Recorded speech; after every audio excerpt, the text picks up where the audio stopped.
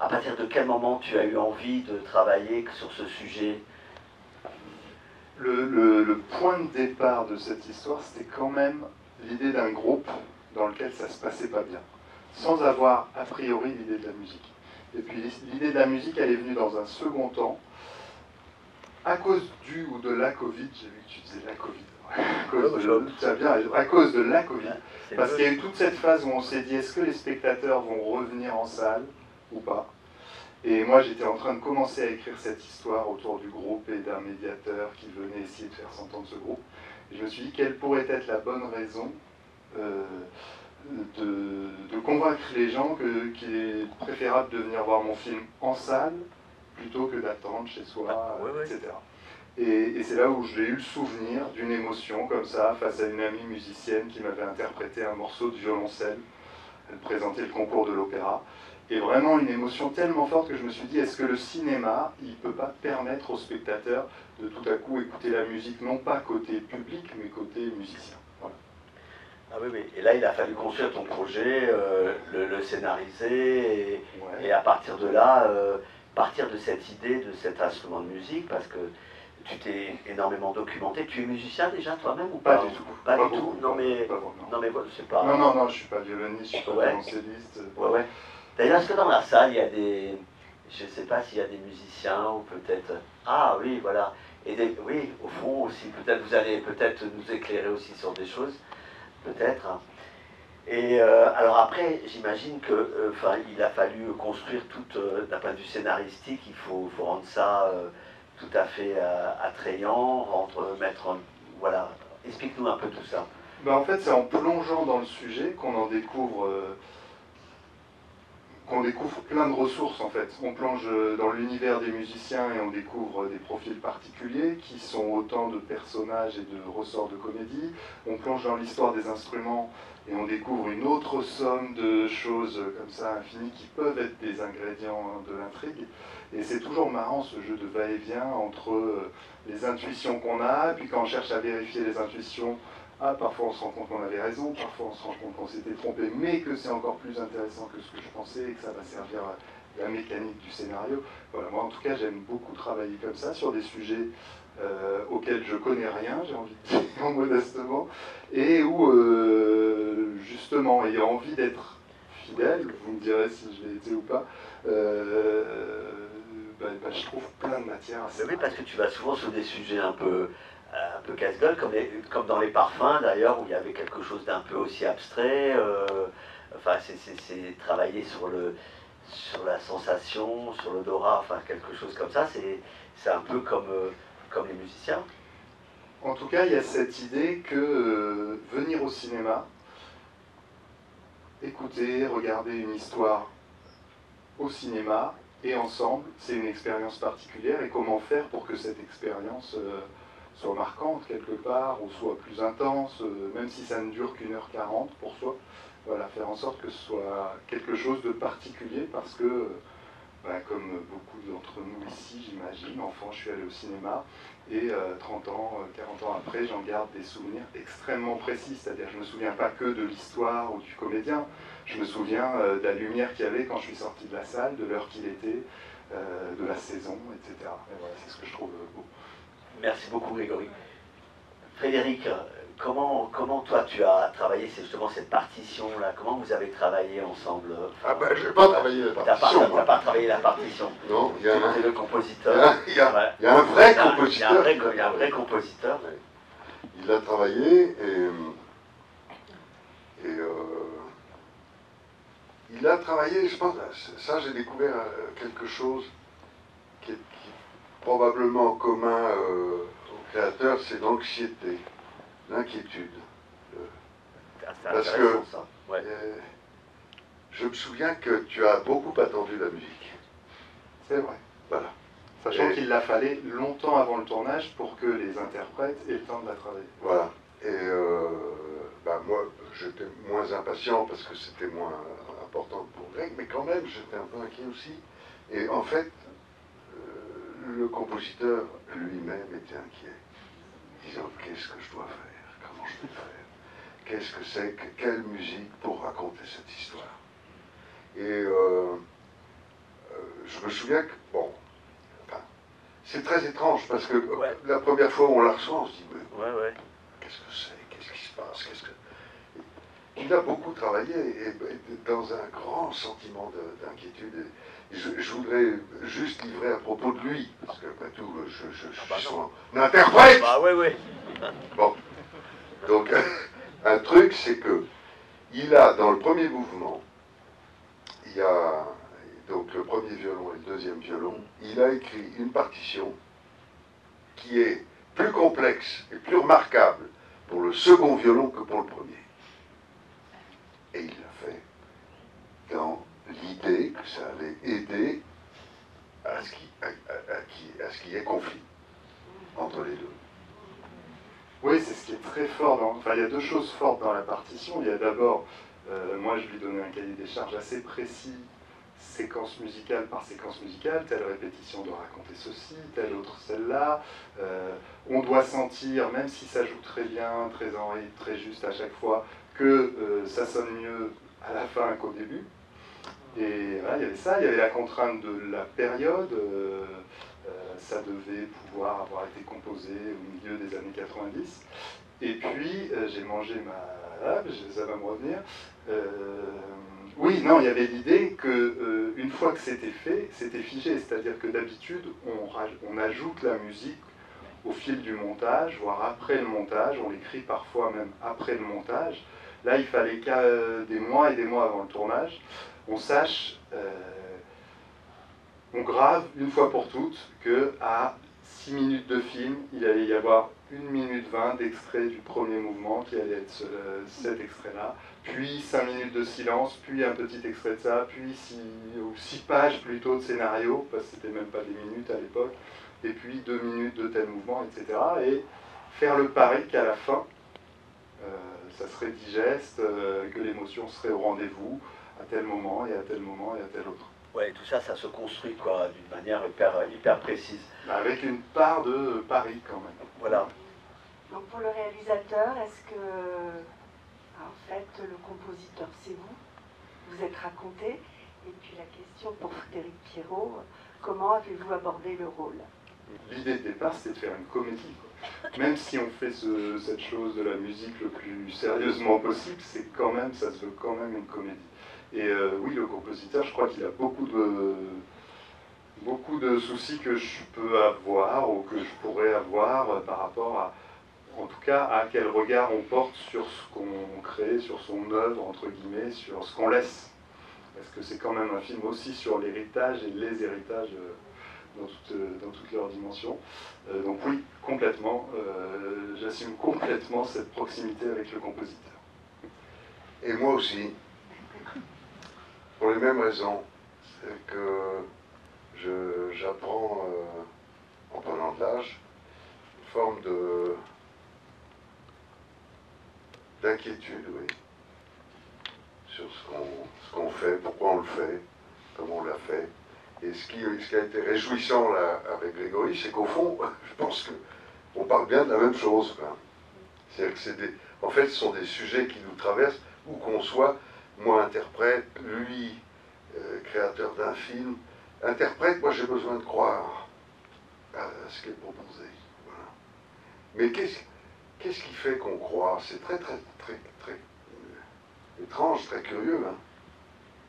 Qu'est-ce qui fait qu'on croit? Et en fait, c'est une question. Ce que je sais à peu près sûrement aujourd'hui, c'est que c'est certainement pas mes certitudes. Voilà. Mais alors ça me met dans un désarroi total. Tout ce dont je pourrais être sûr ne fonctionne pas.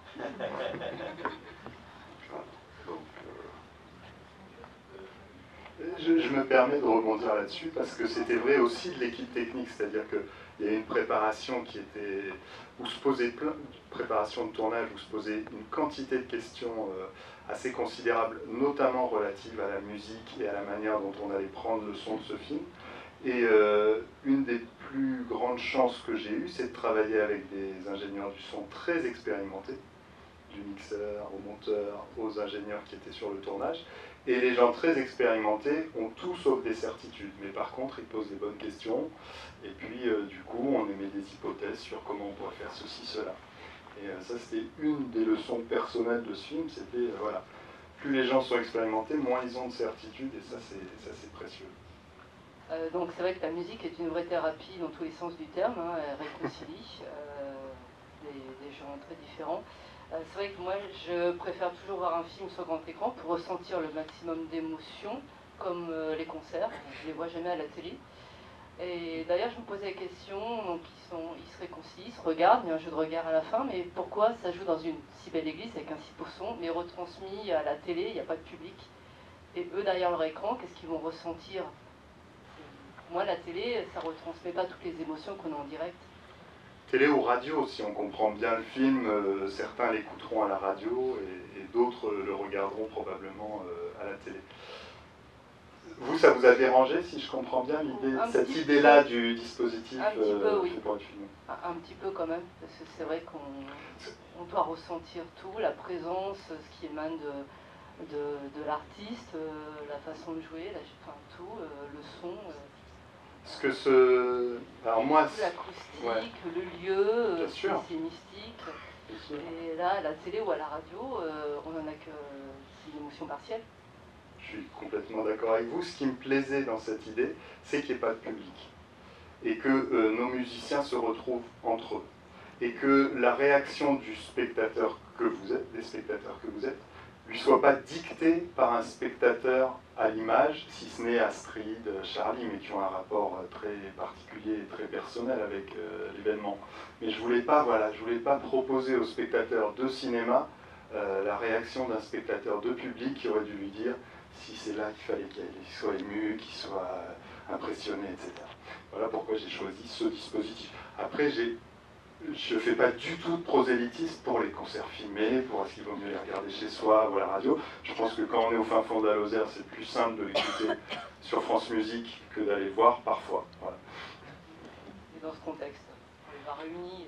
Moi, j'ajoute un truc, parce que ce que vous dites, je trouve très intéressant, me fait penser qu'au fond, le film raconterait, on n'y avait pas pensé, je ne sais pas si tu y avais pensé, moi pas, mais raconterait un truc, une évolution du spectacle public, enfin qui se ferait comme ça, c'est-à-dire que ça serait uniquement par écran interposé. C'est-à-dire qu'effectivement, on aurait pu, cette rencontre qu'on a là ce soir, qui est particulière, mais enfin, vous voyez, ça serait toujours par écran interposé. C'est-à-dire, voilà, la musique par écran interposé.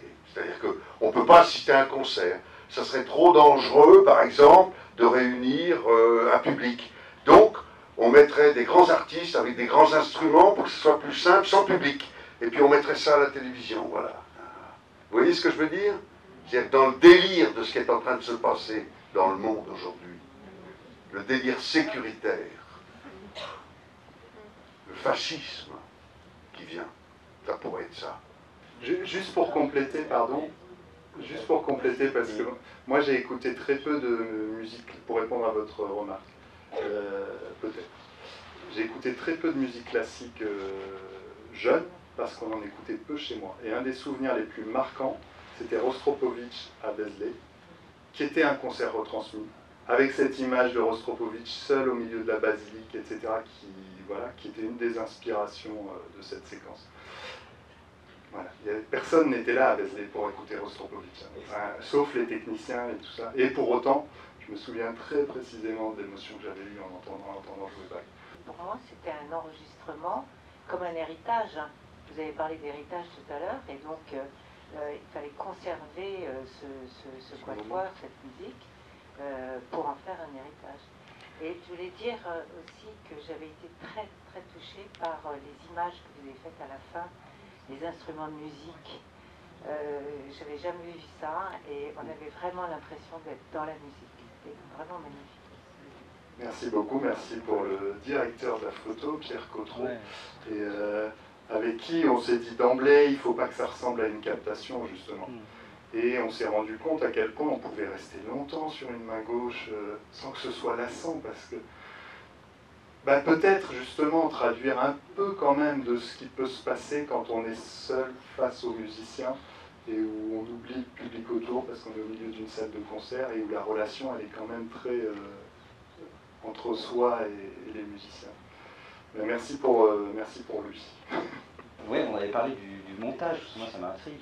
C'est-à-dire que vous vous êtes mis quand même dans un carcan au départ avec la musique, qui, voilà, c'est votre partition. Et après, il faut que ça rentre, quoi. Donc j'ai vu qu'il y avait une grosse équipe de monteurs. Et qu'il y avait aussi un enregistrement pré-prod et post-prod avec pas les mêmes interprètes. Donc est-ce qu'on peut revenir un peu sur tout ce mécanisme-là? Avec plaisir, alors l'enregistrement post-prod, pardon, je me perds ce soir, c'est le générique de fin. Et c'est quelques éléments où en fait pour le mixage, il y a des moments où voilà, on ne savait pas par avance comment on allait monter, à quel moment on allait être sur l'alto, sur le violoncelle, sur le premier, le deuxième violon, et donc où on avait besoin de souligner une voix en particulier. Et ensuite sur l'enregistrement avant montage, enfin avant tournage même, c'est qu'on avait impérativement besoin que dans toutes les prises, puisqu'on avait une seule caméra et une quantité de prises pour chaque répétition, etc., les musiciens jouent parfaitement dans le même tempo, de la même manière, avec la même interprétation. Donc on a tourné toutes ces prises-là avec un témoin en playback qui leur donnait, donc même s'ils jouent vraiment, ils entendent pendant qu'on le joue, un témoin en playback qui leur permet de jouer exactement dans le même tempo de la même manière, pour que nous, au montage, eh ben, on puisse raccorder telle prise et telle autre, etc. Moi, je suis violoniste. Ah. Et j'ai des années de kilomètres de quatuor derrière moi, et j'ai aimé que vous éclairiez cette pratique avec humour, parce que les répétitions et les concerts sont pas toujours marrants. Et c'était sympa en fait de montrer notre univers classique qui est souvent très rigide, très traditionnel, très figé aussi, et de montrer les limites de tout ça, et justement les musiciens qui veulent évoluer et qui vont finalement accepter aussi les passerelles comme la jeune altiste qui utilise les réseaux sociaux. C'est quand même encore vachement figé, hein. On cloisonne beaucoup la musique classique et puis le monde moderne, j'ai envie de dire. Et moi, je trouvais ça super sympa de faire cette passerelle, en fait. Et vraiment, la prise de son et la technique, c'était vraiment magnifique. Et j'avais peur, en fait, souvent du décalage entre l'acteur musicien qui fait comme il peut pour faire semblant et le résultat final, parce que c'est dur, en fait, de faire semblant d'être un musicien. Et j'ai trouvé ça bluffant. Vraiment, c'est un beau travail d'acteur. Voilà, je vous remercie parce que j'ai passé un bon moment. Et contrairement à ce qui a été dit, en fait, j'ai éprouvé beaucoup d'émotions à voir sur l'écran la musique, en fait. Voilà. Merci beaucoup, merci infiniment. Donc les comédiens qui ne sont pas tous, en fait, il fallait trouver des interprètes qui sachent jouer aussi bien la comédie que la musique. Donc il y en a qui sont comédiens sachant jouer bien, voire très bien de leur instrument. C'est le cas de Marie Vial, la violoncelliste, qui est d'abord une grande comédienne de théâtre, mais dont je savais qu'elle avait déjà joué sur scène du violoncelle. C'est le cas de Mathieu Spinozzi, qui lui vient d'une famille de musiciens, père chef d'orchestre, qui a longtemps hésité entre l'un et l'autre, et puis qui fait un peu plus comédien, mais qui continue à jouer avec son père dans un ensemble de musique baroque. Et puis les deux autres, Daniel Garlitsky, lui, il n'a jamais joué la comédie avant. Il est musicien, de classique à la base, et puis maintenant de jazz manouche.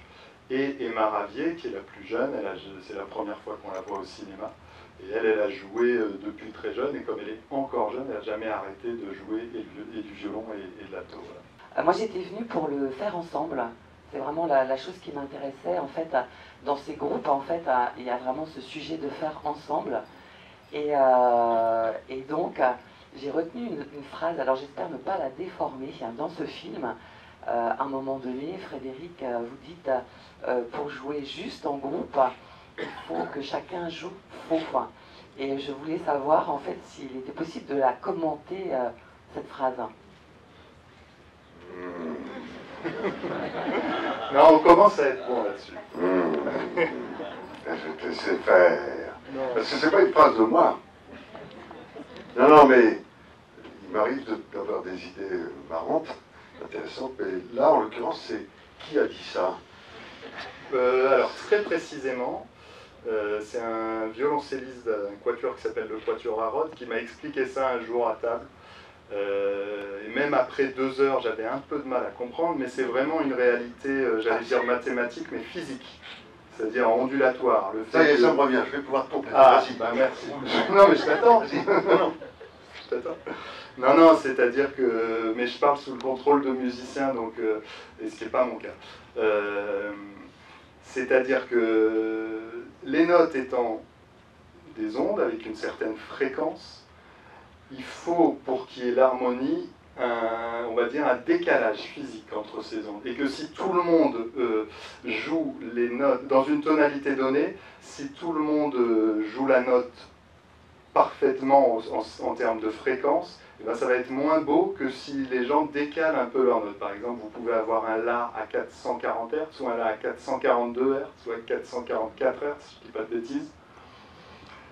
Et donc, dans une tonalité donnée, voilà, les musiciens peuvent savoir qu'ils doivent se compléter de telle manière, les uns en jouant la note à telle fréquence et les autres à telle fréquence. C'est-à-dire, quelque part, un petit peu faux, là où un piano jouera toujours un La à la même fréquence, à la fréquence à laquelle il a été accordé. Voilà. Est-ce que ça vous éclaire un peu? Moi, je vais risquer 2-3 autres audaces sous votre contrôle.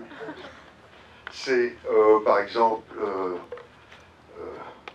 le Do dièse et le Ré bémol.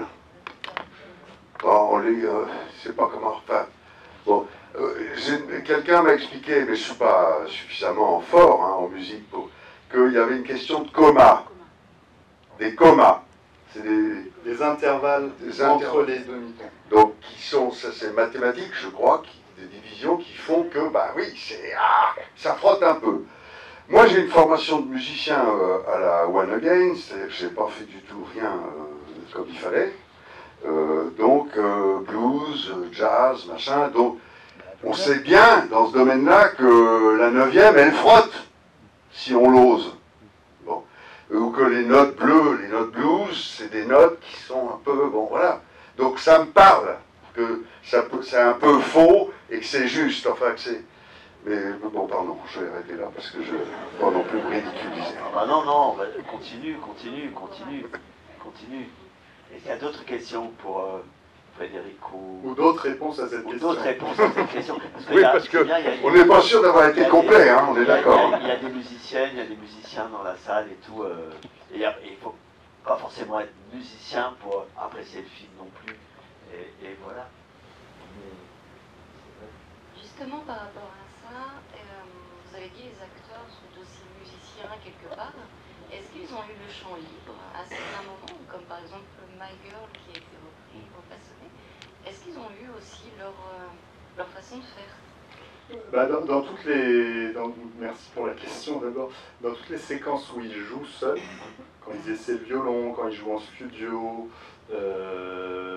quand Daniel joue dans l'église au moment où Charlie lui dit « continuez » pour entendre l'acoustique du lieu, ouais, ça, ce sont eux qui ont choisi, en tout cas qui m'ont proposé des extraits qu'ils trouvaient intéressants, etc.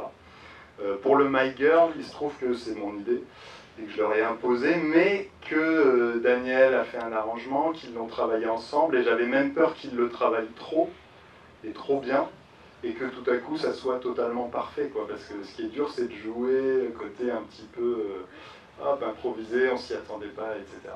Donc voilà, mais c'était mon idée dont ils se sont emparés avec talent. Et question liberté, il faut que vous imaginiez cette ambiance de tournage, qui est quand même, c'est pas courant de vivre ça. Bah oui, parce que c'est-à-dire que... C'est la Starac, presque. Ouais, voilà, alors sauf que c'est une Starac un peu libertaire. C'est-à-dire que vous avez des techniciens qui préparent un plan, alors l'éclairage, le travelling, ou des choses comme ça, et les musiciens, ils n'arrêtent pas. C'est-à-dire qu'ils sont là tout le temps sur leur instrument, parfois ensemble, parfois pas ensemble, ils cherchent des trucs, ils s'entraînent, c'est-à-dire qu'on est constamment dans un truc musical. C'est inouï. Moi, je veux dire que c'est une expérience que je n'ai jamais vécue à ce point, que vous connaissez bien sûr sans doute. Les moments d'ailleurs où un orchestre, un symphonique, avant de se mettre ensemble, de s'accorder, chacun travaille, c'est un moment inouï, merveilleux, je trouve. Voilà. C'était ça tout le temps. En tout cas, je savais qu'en convoquant des musiciens avec leurs instruments sur un plateau de cinéma, ça allait créer quelque chose de particulier. Je ne savais pas exactement quoi jusqu'au bout. Mais c'est vrai que ça, d'abord, ça m'a permis de faire venir des techniciens qui étaient excités par le projet, par ce que ça représentait, et justement par, tiens, quelle va être l'ambiance de ce tournage. Donc ça, c'était une vraie chance. Et puis, oui, je crois que quelque part, il nous inspirait... Hop, j'ai plus de piles. Vas-y, Ouais. tiens, prends le bien. Je crois que quelque part, il nous inspirait, il nous obligeait un peu à un certain sérieux, parce que vraiment, ils avaient énormément travaillé. Il y a une vidéo qu'on va mettre en ligne ces prochains jours où on les voit en répétition un petit peu. Chouette, ah ouais, bien. Et où on voit aussi Frédéric avec Grégoire Hetzel, qui écoute comment Grégoire Hetzel, le compositeur, les débriefs, etc., pour s'en inspirer. Je vous invite, si vous en avez l'occasion. On pourra avoir 5 ans dans quelques jours ou... Là, oui, peut-être, forcément, dans les 15 jours qui viennent, elle va être en ligne. Super. Cette vidéo, Ouais. je dis pas de bêtises. Ouais. Alors on a Marina, de notre programmatrice qu'on aime beaucoup de Et chez je pense que Pyramide la voix, Distribution. ouais. Voilà, donc, et c'est vrai que Narcisse et Pyramide, c'est une très très bonne société de distribution qui a toujours des films qui ont du cœur. Et ça, c'est vrai que ton film là, moi je suis impatient de voir ça là. Et donc ça sera en ligne où alors? Sur les réseaux sociaux, c'est ça? Oui, sur Instagram et autres. Ouais. Mais je trouve que c'est sais, intéressant de Marie, tu peux l'avoir nous dire, après avoir vu le film. Et pourquoi je vous dis ça? Ben non, mais parce que du coup, ça nous obligeait, nous, à une espèce de rigueur, de sérieux, d'envie de bien faire, encore supérieure. Et moi, j'avais même peur qu'ils travaillent tellement leur instrument qu'ils négligent un peu leur rôle. Et, oui, ça je m'en souviens.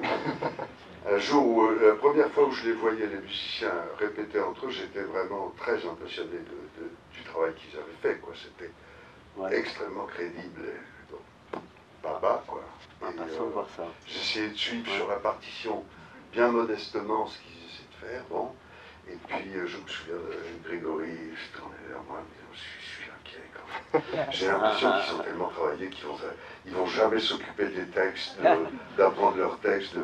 Et je trouve qu'à l'arrivée, ce qui est inouï, moi qui suis maintenant, je me confronte à ce travail de comédien depuis pas mal de temps. Ah oui, tu fais beaucoup de théâtre. Oui, mais ce que je trouve admirable de voir ça, c'est merveilleux. C'est-à-dire que quand vous confiez à des gens qui n'ont jamais joué la mission, qui est leur mission de cœur, de tenir un instrument, de jouer un instrument, ils sont totalement là dans ce qu'ils font. Ils sont formidables. C'est-à-dire qu'ils sont totalement concentrés par ce qu'il y a à faire. Et c'est le truc typique des comédiens. Vous donnez un texte à un comédien en disant vas-y, dis ça, il n'a rien à faire, il est juste à dire, c'est pas évident. Vous lui donnez quelque chose à faire en même temps, c'est-à-dire de faire une casserole de patates ou de je sais pas quoi, ou de plucher les patates, et ça sort beaucoup mieux. C'est-à-dire que dès qu'on est occupé à faire quelque chose, ils sont... des noix. Hein? Ou casser des doigts. Ou casser des doigts. Voilà. Ben oui. Bon, donc ils ont été merveilleux, parce que vraiment, c'était incroyable. Moi, Daniel et François Ettori, Le luthier, oui. Je le regardais, on avait c'était inouï, quoi. Il était totalement là en tant que luthier, quoi. Aucun doute, c'est juste un comédien naturel. Mais comme d'ailleurs, je suis sûr que si on sondait, contrairement à ce que vous pensez la plupart du temps, dans un déni insupportable, il y a certainement des comédiens tout à fait formidables qui s'ignorent, qui veulent s'ignorer. Il va y avoir une bonne ambiance sur ce film. Hein. Ça se raconte. Ça se raconte. Hein. Et vous n'avez pas dormi dans le château tous ensemble, toute l'équipe du film? Non, mais on a dormi dans un autre château tous ensemble. Non, on a dormi dans une résidence où on était vraiment tous ensemble. Ouais. Ouais. Ce qui permettait des fois... Avec quelques bouteilles aussi Parfois, ouais, et la police quelquefois. Et la police. Quand il était trop tard. Mais ce qui a permis aussi à Frédéric de m'appeler tard pour me dire la scène de demain, là, il y a un truc que je sens pas, où j'ai eu une idée, au contraire. Hop, et puis voilà. Oui, parce que alors, bon, je reviens, pardon, hein, d'être un peu lourd là-dessus, mais sur l'inquiétude, quoi. Voilà. On s'en fait pas. Bah oui. Et contrairement à ce que je pensais, j'espérais qu'en grandissant, ou disons, pour être plus honnête, en vieillissant, je passerais à une sérénité supérieure, une espèce de truc. Eh ben, pas du tout. Vous le dites vous-même. Pareil. Bon, voilà. Et eh ben, c'est effrayant. Et on est plusieurs, hein, c'est de pire en pire. Et donc, de temps en temps, ça va pas. Je suis inquiet, je me dis, je vais jamais y arriver, c'est trop compliqué. Il y avait cette scène, la scène dont parle Grégory, c'était une scène de dîner, où ils sont tous réunis, qui était très dialogué. Hein. Je ne sais pas s'il reste beaucoup du dialogue qu'il y avait à l'origine, je ne me souviens plus très bien. Si c'est le souper, il n'y en a pas beaucoup. Non, il n'y en a pas beaucoup. Non, mais toute une soirée, donc je l'ai appelé parce que moi j'ai une habitude, c'est que je ne peux pas travailler sur un texte si je ne l'écris pas. Et en l'écrivant, comme ça me prend du temps à la main, je pense à plein de trucs.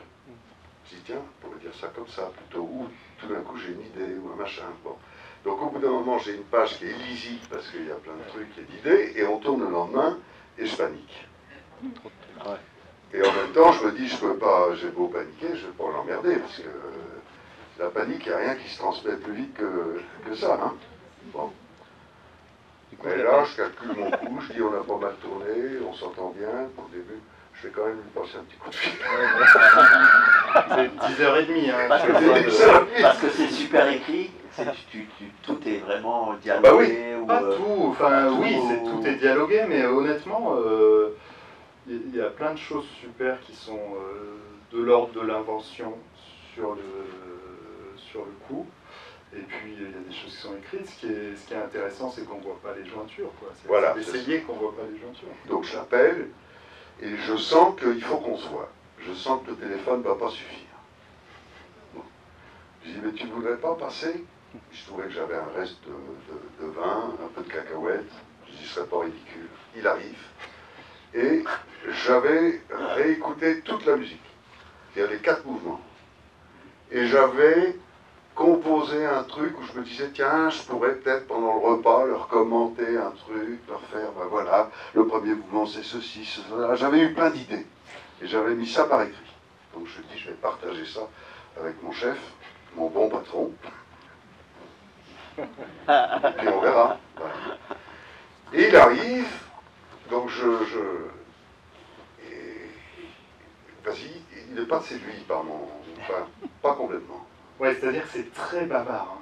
C'est très bavard. Le premier mouvement, alors, tu vois, je me suis dit que c'était, tu vois, le linge qui sèche sur le fil, mais dans la lumière du levant, etc. Pardon, le dernier mouvement. Enfin, il y avait des images de linge qui séchaient dans le vent.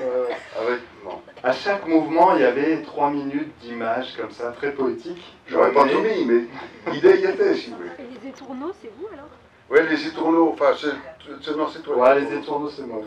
Mais bon, donc là, c'était très bavard. C'était un peu bavard. Je sentais pas le truc. Et en même temps, il faut pas le vexer, il faut pas l'angoisser encore plus. Voilà, c'est ça. Donc, il est charmant, et il me dit, oui, peut-être. Et si tu leur disais, me dit-il, pourquoi est-ce que vous jouez de la musique? Pourquoi est-ce que vous faites de la musique? Alors, je dis, ça, c'est une super idée. Et si tu veux bien, on la garde pour nous, c'est-à-dire que je vais leur dire ça, mais tu leur dis pas que je vais leur dire ça. Comme ça, on va voir ce qui se passe. Et c'était super. On n'a pas tout utilisé, mais c'était vraiment un moment super. On a gardé ce que toi, tu répondais à ça. Ah oui, c'est vrai. Et à un moment donné dans la soirée, je lui dis, écoute, moi, si j'avais à dire pourquoi je fais de la musique, c'est parce que ça m'aide à supporter la pesanteur du langage. Il me dit, oh, c'est bien ce que tu viens de dire. Je me suis dit, qu'est-ce que j'ai dit? Je me souvenais plus. Donc il m'a redit, je l'ai noté, et puis on va. Mais c'est bien pour ça que ce film il a autant de charme et autant, il est tellement on sent tellement de travail, tellement de précision, il y a tellement de choses qui passent dans dans ta manière de travailler, j'imagine avec les acteurs, les actrices, enfin, la manière dont tu as abordé chaque scène et cette ambiance particulière. On sent ce film, on sent quelque chose de l'unité, d'une unité de travail, parce que c'était pas possible de faire ce sujet-là. Et c'est ce que Madame vous disiez tout à l'heure. Sur le groupe. Et sur le faire ensemble. C'était votre question, elle était très pertinente parce que on pense beaucoup à ça, parce que c'est très précis. Au cinéma, c'est vrai, il n'y a rien de plus vrai. Bah oui, des fois ça ne fonctionne pas, ça ne peut ne pas fonctionner, et puis nous en tant que spectateurs, on voit qu'il y a un dysfonctionnement à l'écran, et que ça ne fonctionne pas, quoi. Si tu filmes une scène avec, je sais pas moi, des alcooliques anonymes, enfin une réunion de machin, et si c'est complètement artificiel, ça passe pas, si c'est pas passé quelque chose avant. Mais là, la musique, ça permet justement ce lien très fort, enfin, entre les gens. Il y a quelque chose vraiment d'assez fort. Et moi, je vous souhaite le meilleur, Frédéric. Merci. Merci à vous. Merci à tous.